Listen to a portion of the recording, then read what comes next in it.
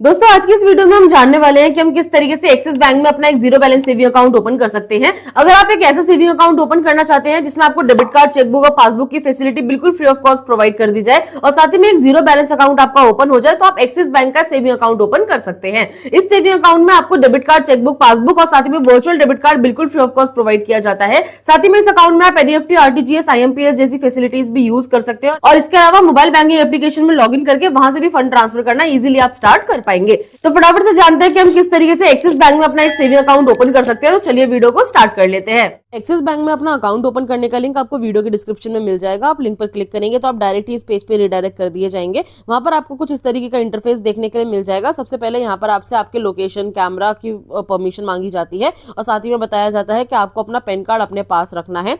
तो सबसे पहले आपको इन दोनों टिक बॉक्स पर टिक कर लेना है और उसके बाद कंटिन्यू पर आप क्लिक करेंगे। अब आगे बढ़ने के बाद यहाँ पर आपसे आपकी कुछ डिटेल्स पूछी जाएंगी। सबसे पहले यहाँ पर आपको अपने पैन कार्ड का नंबर एंटर कर लेना है। साथ ही में यहाँ पर आप अपने मोबाइल नंबर एंटर कर लेंगे। मोबाइल नंबर आपको ध्यान रखना है कि आपके आधार कार्ड से लिंक होना चाहिए। उसके बाद यहाँ पर आपको अपने आधार कार्ड का नंबर एंटर करना है। साथ ही में आप नीचे टिक बॉक्स पर टिक करके प्रोसीड पर क्लिक कर लेंगे। उसके बाद आप देखेंगे आपके सामने आधार कंसेंट फॉर्म खुल करके आ जाएगा। आपको सिंपली नीचे आई एग्री वाले ऑप्शन पर क्लिक करना है।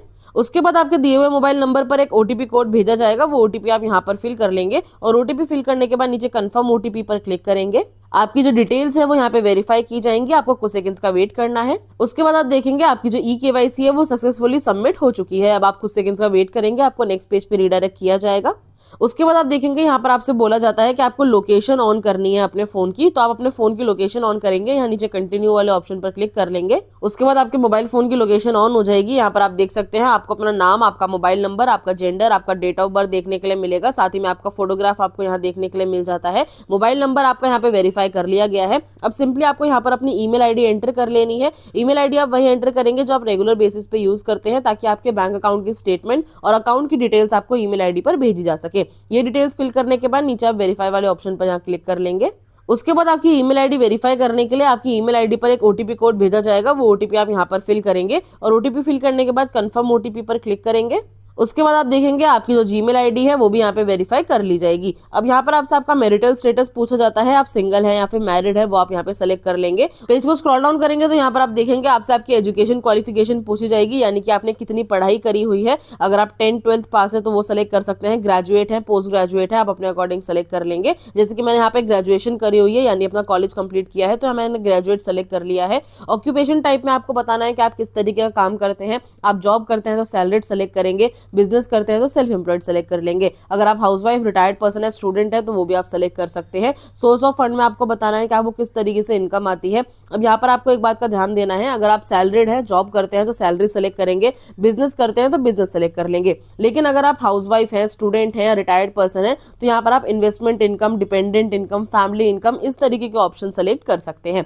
साथ ही में यहाँ पर आपको अपनी एनुअल इनकम यानी कि सालाना इनकम बतानी है, वो आप यहाँ पे एंटर कर लेंगे। नीचे आपसे पूछा जाता है कि आप इंडिया के ही टैक्स पेयर हैं, आप इंडिया में टैक्स पे करते हैं, तो यस वाले ऑप्शन को सेलेक्ट करेंगे और नेक्स्ट वाले ऑप्शन पर क्लिक कर लेंगे। अब आगे बढ़ने के बाद यहाँ पर आपसे आपकी फैमिली की डिटेल्स पूछी जाएंगी। सबसे पहले यहाँ पर आप अपने फादर का फर्स्ट नेम एंटर करेंगे और फर्स्ट नेम जो उनका है वो उनके पैन कार्ड पर मौजूद होना चाहिए। साथ ही में लास्ट नेम यानी कि सरनेम एंटर करेंगे और वो भी उनके पैन कार्ड पर मौजूद होना चाहिए। साथ ही में यहाँ पर आप अपनी मदर का फर्स्ट नेम और साथ ही में यहाँ सरनेम एंटर कर लेंगे। अब नीचे आप देखेंगे आपको नॉमिनी ऐड करने के लिए बोला जाता है। नॉमिनी वो होता है अगर आपके साथ कोई दुर्घटना हो जाती है तो आपका जो नॉमिनी है वो बैंक जाकर के बचा हुआ आपके बैंक अकाउंट में फंड विड्रॉल कर सकता है। अगर आप नॉमिनी ऐड करना चाहते हैं तो आप प्लस वाले ऑप्शन पर क्लिक करेंगे और उसके बाद अपना नॉमिनी की आप कंप्लीट डिटेल्स फिल करेंगे। जैसे कि नॉमिनी का नाम आप यहाँ पे एंटर करेंगे, उनके संग आपका क्या रिलेशनशिप है, वो आपके husband, mother, father, brother, sister कोई भी हो सकते हैं, तो वो आप यहाँ पे सेलेक्ट कर लेंगे। और साथ ही में अपने नॉमिनी का डेट ऑफ बर्थ आप यहाँ पे एंटर कर लेंगे। यहाँ पर आपसे पूछा जाता है कि आपके एड्रेस जो है, आपके नॉमिनी का जो एड्रेस है, क्या वही आपके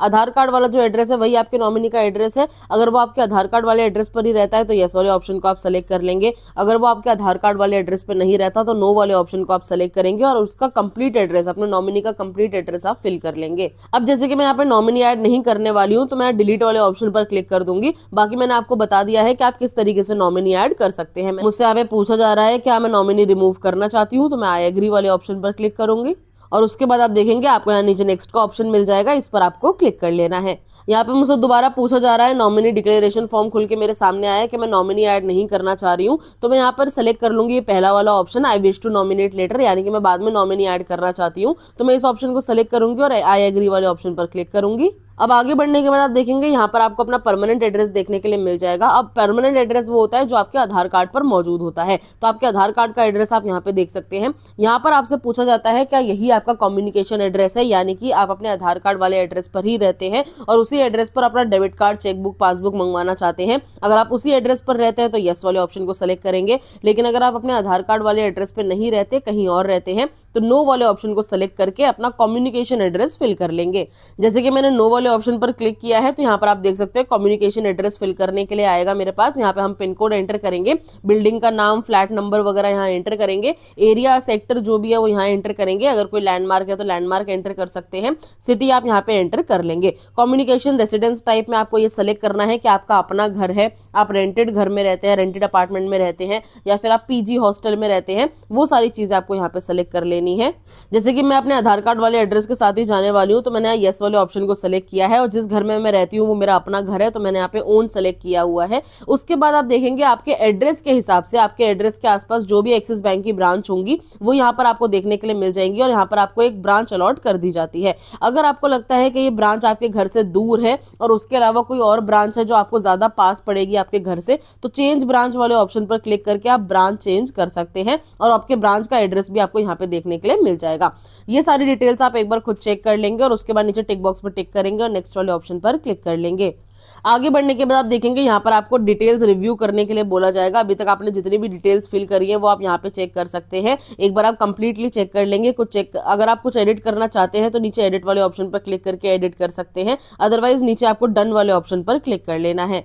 अब आगे बढ़ने के बाद आप देखेंगे आपको अपनी केवाईसी कंप्लीट करने के लिए बोला जाएगा, जो कि वीडियो कॉल के माध्यम से आप अपनी केवाईसी कंप्लीट करेंगे। केवाईसी कंप्लीट करते वक्त आपके पास अच्छा इंटरनेट कनेक्शन होना चाहिए, साथ ही में एक ऐसी जगह पर आपको बैठना है जहां पर ज्यादा शोर शराबा ना हो, ताकि एक बार में आपकी केवाईसी कंप्लीट हो जाए। केवाईसी स्टार्ट करने के लिए आपको नीचे टिक बॉक्स पर टिक करना है और कनेक्ट टू एन एजेंट वाले ऑप्शन पर क्लिक कर लेना है। उसके बाद आपकी एक वीडियो कॉल स्टार्ट हो जाएगी आपके एजेंट के साथ, जो कि आपका ओरिजिनल पैन कार्ड, साथ ही में ओरिजिनल आधार कार्ड चेक करेगा। इसके अलावा आपके पास एक व्हाइट कलर का पेपर होना चाहिए जिसपे आप सिग्नेचर करके एजेंट को दिखा सके। ज्यादा सवाल जवाब आपसे नहीं किए जाते, ज्यादा से ज्यादा आपका नाम, आपका मोबाइल नंबर आपसे पूछा जाएगा, आपको बस इतना ही याद रखना है और आपकी जो केवाईसी है वो यहाँ पे सक्सेसफुली कंप्लीट हो जाएगी।